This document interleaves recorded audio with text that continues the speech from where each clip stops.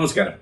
ഉറക്കമില്ലായ്മ അഥവാ ഇൻസോംനിയ നമ്മുടെ നാട്ടിൽ ഭൂരിഭാഗം ജനങ്ങളും ഇന്ന് അനുഭവിക്കുന്ന ഒരവസ്ഥയാണ് ഉറക്കക്കുറവ്. രാത്രികാലങ്ങളിൽ ഉറക്കമില്ലാതിരിക്കുക. ഇന്നത്തെ പുതിയ തലമുറയ്ക്ക് രാത്രികാലങ്ങളിലാണ് കൂടുതൽ അവർ മൊബൈലും ലാപ്ടോപ്പും എല്ലാം ഉപയോഗിക്കുന്നത്. എന്താണ് ഉറക്കക്കുറവ്?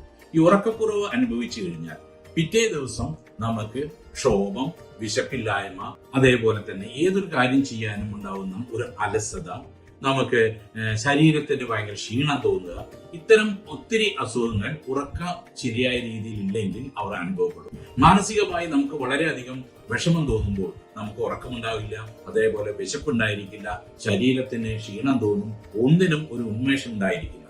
ഇതെല്ലാം സർവ്വസാധാരണമാണ്.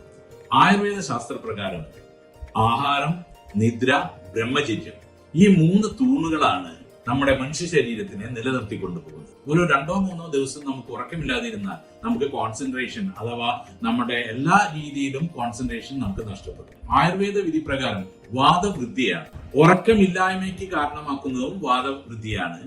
ഉറക്കമില്ലാതുകൊണ്ട് വാദം വർദ്ധിക്കുകയും ചെയ്യും. ഇത്തരം ഒരു സന്ദർഭത്തിൽ മനുഷ്യ ശരീരത്തിന് എല്ലാ രീതിയിലുള്ള അസുഖങ്ങൾക്കും കാരണമാകുന്നുണ്ട്. ഇത് നമുക്ക് എങ്ങനെയെല്ലാം ഇല്ലാതാക്കാൻ കഴിയും?